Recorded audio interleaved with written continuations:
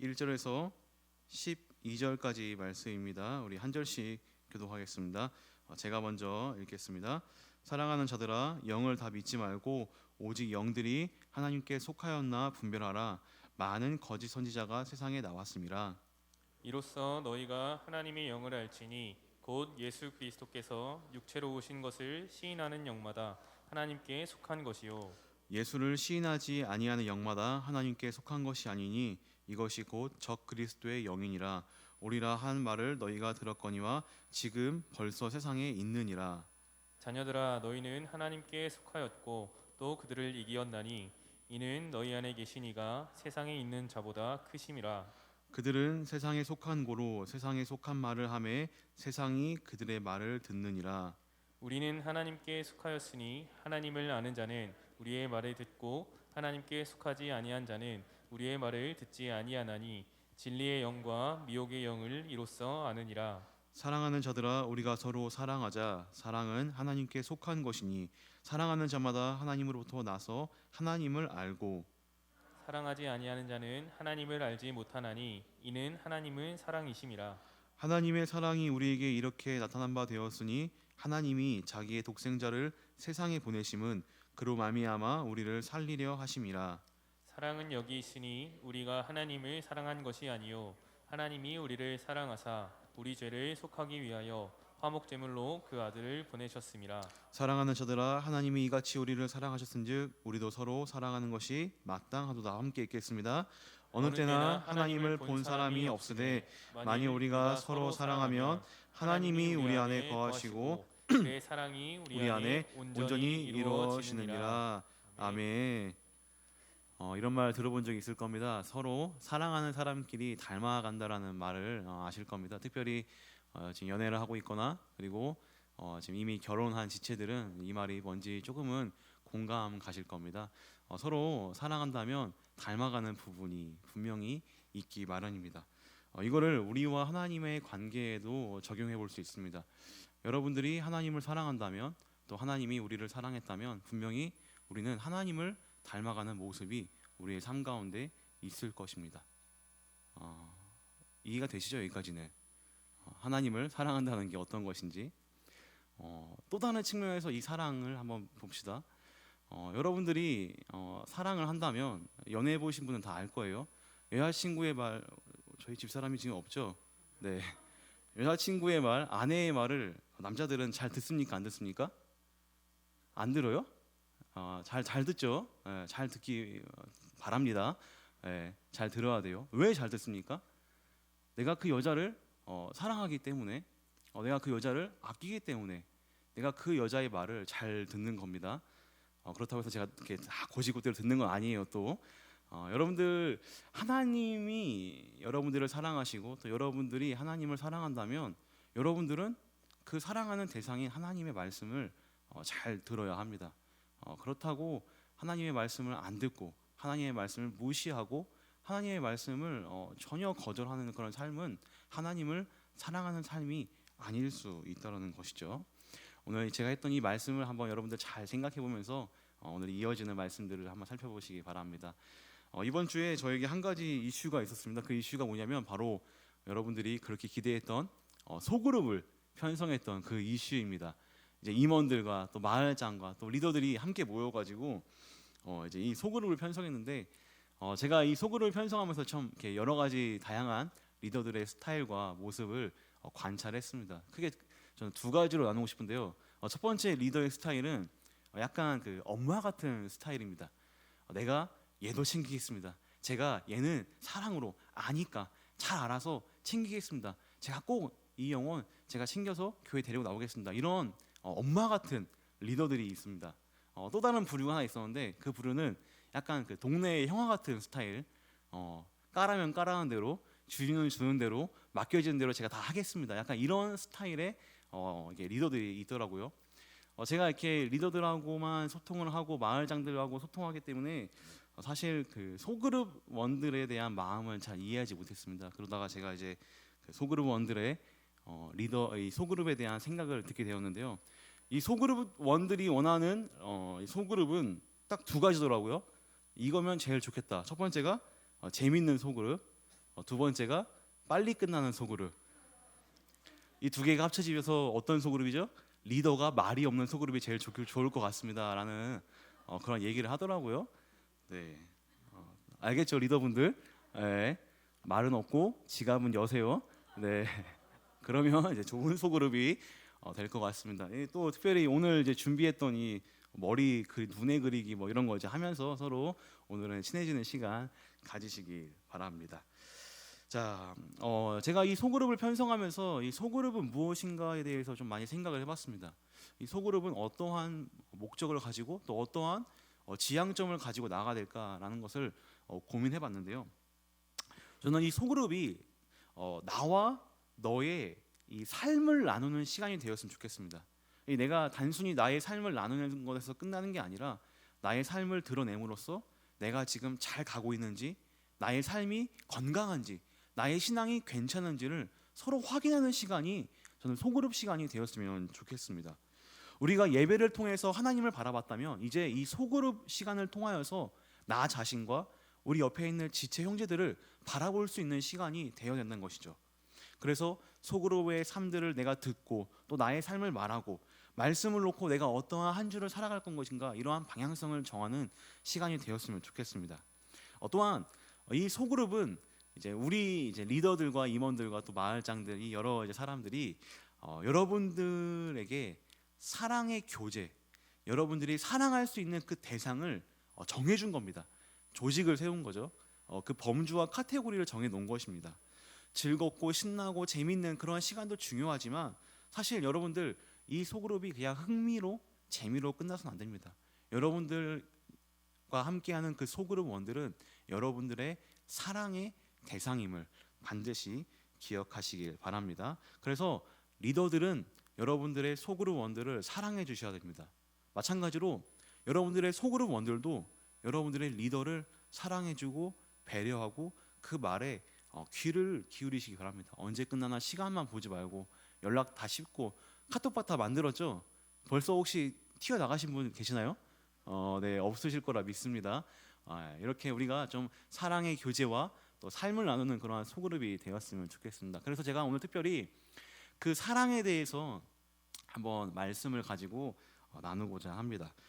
오늘 말씀은 이제 요한 1서인데 이제 이 요한 1서는 누가 썼는지 다 아시죠? 사도 요한이 썼습니다. 요한복음과 요한 1, 2, 3서 또 계시록까지 썼던 그러한 인물이죠. 근데 우리가 이 요한복음과 이제 요한복음 말고 다른 공간복음서들을 이제 비교할 때 유난히 이 단어, 이 말씀이 굉장히 많이 나옵니다. 적게는 3배에서 많게는 8배까지 차이가 나는 이 단어가 바로 무엇일까요? 오늘 제목에 있는 사랑이라는 단어입니다. 마가복음에서는 한 10번도 채 안 되게 등장하는데 요한복음에서는 거의 60번이나 가까운 그런 횟수로 이 사랑이라는 말이 등장하게 되죠. 자, 사실 이 요한복음뿐만 아니라 이 요한 1, 2, 3서 이 서신들은 다른 성경들보다 굉장히 늦게 쓰여졌습니다. 한 30년 정도 차이가 나는데요. 이거는 거의 한 세대, 30년이면 한 세대가 이제 나오고 자라는 시기니까 한 세대가 지난 이후에 이 말씀이 쓰여진 겁니다. 시기로 봤을 때는 이 초대교회 1세대가 끝나가고 사도들과 사도들의 가르침을 받은 사람들이 이제 은퇴를 하고 뭐 순교당하고 그리고 이제 그 2세대들이 이 초대교회를 이끌어가고 있는 상황 속에서 이 사도 요한이 이 서신서들과 복음서를 썼다는 것이죠. 그는 굉장히 노년의 시기에 이 말씀을 썼습니다. 왜 그가 이렇게 곧 얼마 안 남은 그 죽음을 얼마 남지 않은 그 시기에 펜을 들어서 요한복음 적지 않은 양이죠. 요한 1, 2, 3서 그리고 이 계시록을 썼는지 우리 함께 왜 그가 또 사랑을 그렇게 강조했는지 말씀을 통해 한번 살펴보도록 하겠습니다. 당시 그가 복음서를 썼던 그 배경을 우리가 좀 알아야 됩니다. 어떠한 배경 속에 있었냐면 이 초대교회 속에 한 가지 위협이 나타납니다. 그 위협이 누구냐면 바로 적 그리스도라는, 그러니까 거짓 교사들이 교회에 들어와서 이제 그 성도들에게 잘못된 복음을 이제 가르치기를 시작합니다. 그리고 두 번째로는 이 잘못된 복음과 연관이 되어 있는데 그 거짓 교사들, 이 적 그리스도가 예수 그리스도에 대한 그 믿음을 강조하는 게 아니라 그것뿐만 아니라 다른 어떠한 특별한 게 있다. 내가 그 이제 다른 스승으로서 다른 이제 선생으로서 나만 가지는 특별한 게 있다라는 것을 이제 소개합니다. 이걸 이제 영지주의라고 해요. 그런 영지주의가 발전함에 따라서 그 교회 안에는 예수 그리스도 말고 이 말씀 말고도 다른 구원의 길이 있겠다라는 그러한 이야기들이 곳곳에서 들리기 시작합니다. 그런 것을 통해서 여러 가지 문제들, 윤리적이지 못한 것들, 죄에 대한 문제들이 계속해서 발생하고 있다는 것이죠. 그래서 이 사도 요한은 이러한 이 초대교회의 문제 가운데 이것을 어떻게 타파할 것인가, 이걸 어떻게 극복할 것인가라는 것에 첫 번째 대안을 바로 사랑을 가지고 옵니다. 사랑. 여러분들 그 군대에 가면은 암구호라는 게 있어요. 암구호. 이게 뭐냐면 이제 적과 아군을 분별하는 겁니다. 피아를 식별하는 거예요. 내가 암호를 알고 있으면 나는 아군인 것입니다. 이 암호를 모르고 있으면 적군인 거예요. 예를 들면 제가 뭐 화랑 하면은 우리 형제님들 뭐가 튀어나와요? 네, 뭔지 아시죠? 담배. 이게 여자분들은 이제 자매분들 잘 몰라요. 이게 뭔지 이게 뭔 말하는 건지. 또 이게 요즘엔 또 어떤지 모르겠어요. 네, 아무튼 이런 암구가 있어요. 근데 초대교회의 암구, 그러니까 초대교회에서 이 적과 아군, 적그리스도와 진정한 성도를 나눌 수 있는 그 기준을 바로 이 사랑으로 가져가고 있다는 것이죠. 이 적그리스도, 이 거짓 교사는 좀 넓은 의미로는 어디까지 쓰이냐? 교회 안에 있는 가짜들, 교회 안에서 가짜로 침투된 사람들, 온전한 복음을 가지지 못한 사람들까지도 넓게 이해할 수 있습니다. 이들은 하나님의 말씀과 계명을 무시합니다. 또 이들은 이웃을 사랑하지 않습니다. 오히려 그 교사라는 직분을 통해서 남들을, 교인들을 착취하고 그들의 위에 군림하는 모습들을 보여줍니다. 하나님을 사랑하지도 않고 이웃을 사랑하지도 않으며 오히려 나쁜 영향력을 끼치는 사람들이 바로 이 적그리스도라는 것이죠. 요한일서 3장 23절에서부터 24절까지 말씀 우리 한번 함께 읽어보도록 하겠습니다. 23절과 24절입니다. 함께 읽겠습니다. 시작. 그의 계명은 이것이니 곧 그 아들 예수 그리스도의 이름을 믿고 그가 우리에게 주신 계명대로 서로 사랑할 것이니라.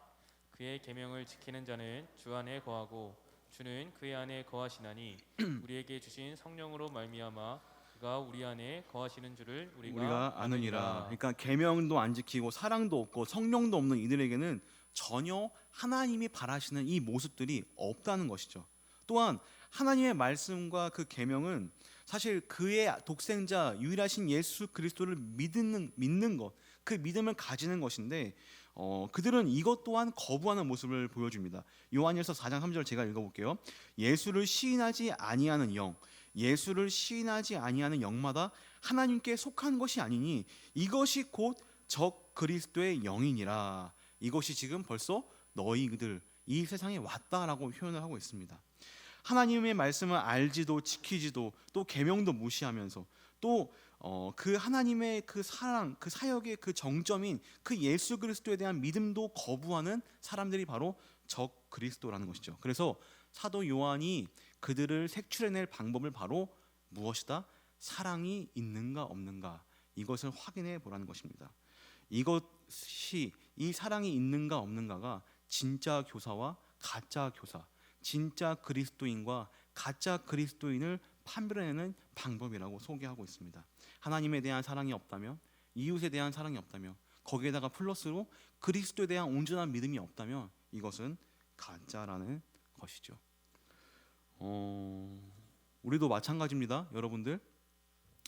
여러분들 가운데 사랑의 모습이 있는지 확인하시기 바랍니다. 교회와 소그룹원들과 또 이웃들, 그들을 지금 사랑하고 있는지 여러분들의 마음을 한번 제대로 들여다보시기 바랍니다. 여러분들은 교회에 와서 무엇을 하길 원합니까? 여러분들에게 교회는 어떠한 곳이며 또 여러분들 앞에 앉아있는 그 지체들은 여러분들에게 어떠한 대상인지를 한번 깊이 고민해 보시기 바랍니다.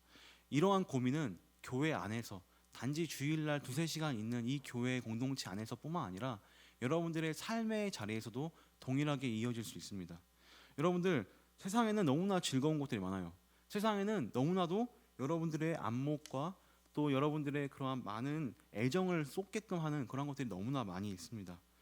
또한 현실에 안주하는 것을 최고로 삼고 안목의 정욕을 수시로 채워주는 것이 바로 이 세상의 모습들입니다.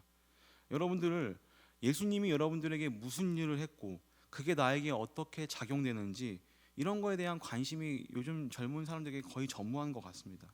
세상이 너무 즐겁고 TV에 너무 재밌는 게 많으며 또한 이 매체들, 미디어들이 우리에게 주는 즐거움이 얼마나 큽니까? 하나님 없이도 말씀 없이도 잘 살 수 있다. 나는 하나님 없이도 괜찮게 살 수 있다라는 그러한 생각들 어떻게 보면은 잘못된 적 그리스도의 생각일 수도 있습니다. 사실 적 그리스도의 그 반대편은 별게 아닙니다. 이러한 잘못된 생각들, 예수님이 중심이 아닌 예수님 말고도 다른 것들로 나를 채우려는 그런 모습들이 우리들에게 적그리스도의 모습일 수 있습니다.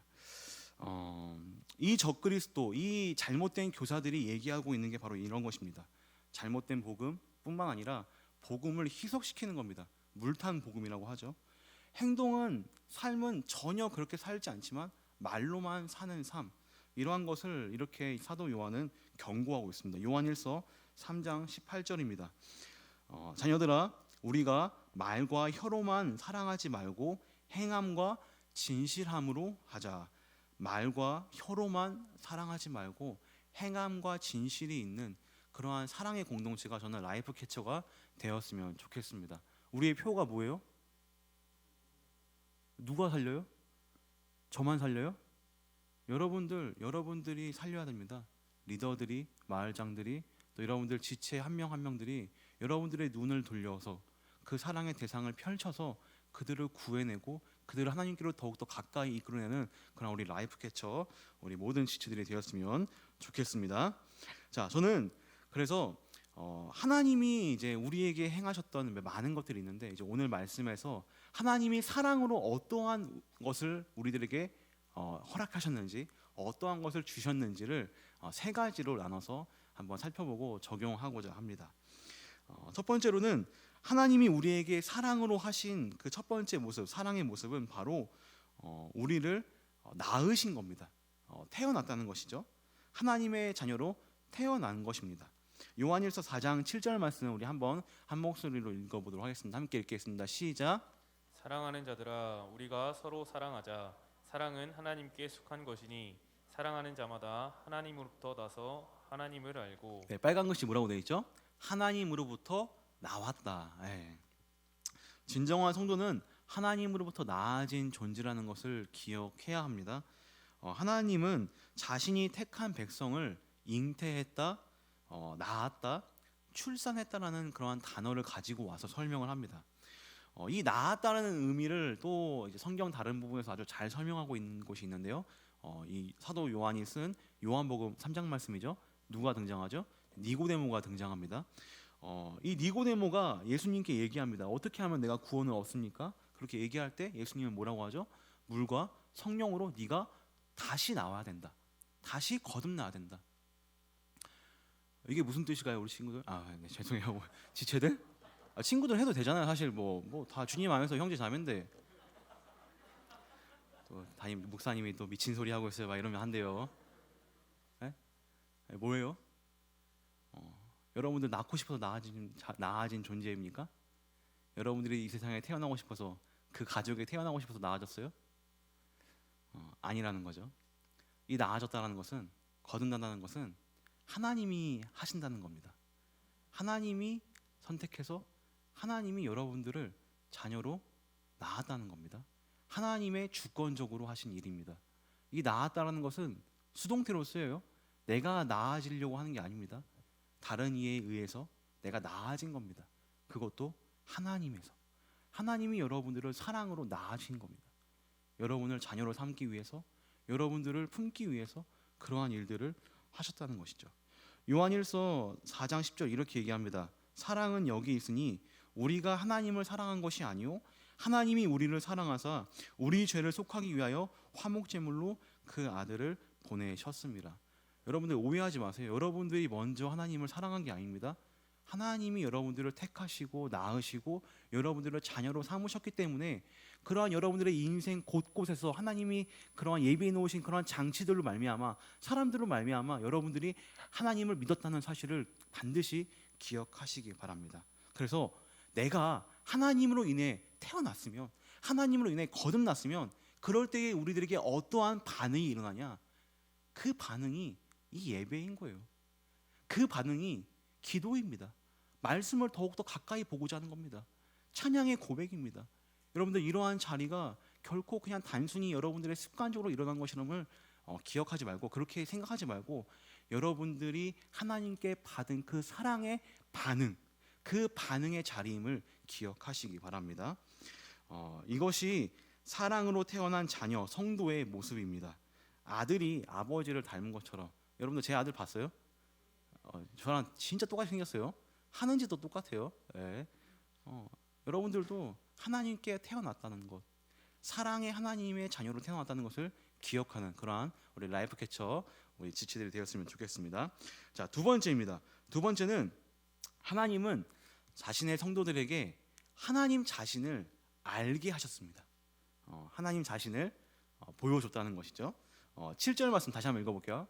다시 읽어볼까요? 4장 7절 말씀 함께 읽겠습니다. 시작. 사랑하는 자들아 우리가 서로 사랑하자. 사랑은 하나님께 속한 것이니 사랑하는 자마다 하나님으로부터 나서 하나님을 알고라는 것입니다. 하나님을 아는 것입니다. 우리 하나님은 자신을 알게끔 여러 가지 일들을 하셨습니다. 하나님을 아는 방법은 다른 게 아니에요. 하나님이 우리에게 보여주신 그것을 우리가 제대로 보는 것, 그것뿐입니다. 이것을 우리가 이렇게 어려운 말로 계시라고 하죠. 그 계시가 무엇입니까? 하나님이 만들어 놓으신 것, 자연 만물을 보는 것입니다. 또 하나님이 만들어 놓으신 여러분들을 보는 거예요. 여러분들 참 이쁩니다. 참 멋있습니다. 이거 뭐예요? 누구에 대한 감탄입니까? 부모님에 대한 감탄이에요? 자기 자신에 대한 감탄입니까? 아니에요. 하나님에 대한 감탄입니다. 또 다른 계시가 있어요.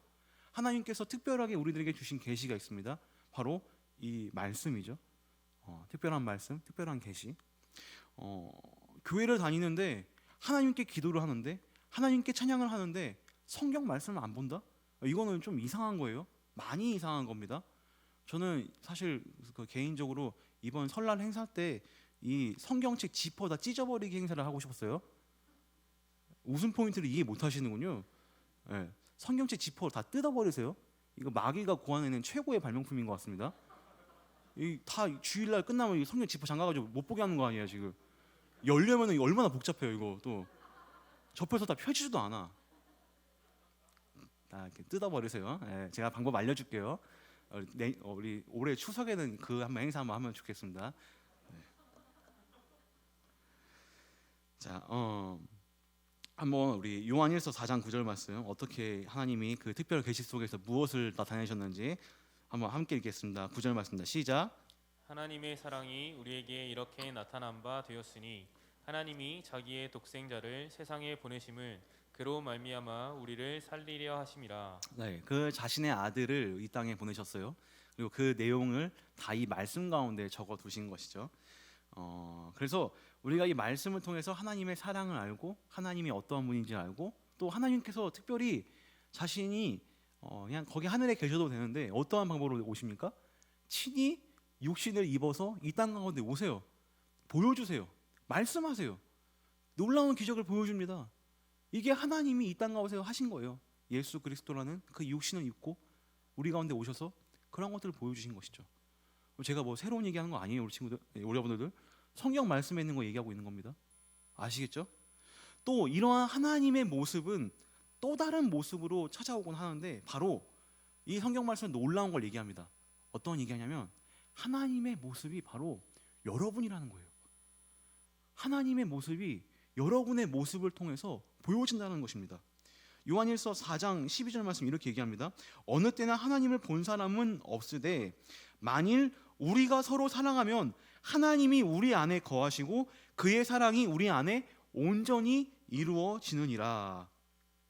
하나님은 자신을 알게 하는 방법을 계시로서 보여주셨을 뿐만 아니라 우리가 서로 사랑할 때 그 사랑을 통해서 하나님을 알게끔 우리 안에 계시고 또 그 안에 계신 하나님을 알 수 있게끔 그러한 놀라운 방법을 보여주셨다는 것입니다. 자, 마지막입니다. 하나님은 사랑하심으로써 우리를 용서하셨습니다. 우리의 죄를 용서하셨다는 거예요. 이거를 사랑으로 하신 겁니다. 제가 이 사랑이라는 키워드로 이 공간복음, 그러니까 마테마가 누가를 읽었을 때 좀 의외의 것을 발견했어요. 제가 아까 얘기했던 것처럼 이 사랑이라는 단어가 많이 등장 안 합니다. 생각보다. 근데 반드시 그 공간복음에 꼭 등장했던 그 사랑에 대한 내용이 있는데 그것이 어디냐? 이 마태복음에 보면은 이제 하나님 예수님께서 산상수훈을 이제 말씀하시죠. 이제 산에 가서 그 정말 아주 압축된 그 진리의 말씀 복음을 선포합니다. 근데 거기서 딱 한 번 사랑이 등장하는데 그 사랑이 무엇이냐? 바로 원수를 사랑하라입니다. 원수를 사랑해라. 마태복음 5장 43절과 44절 말씀을 한 목소리로 읽겠습니다. 시작.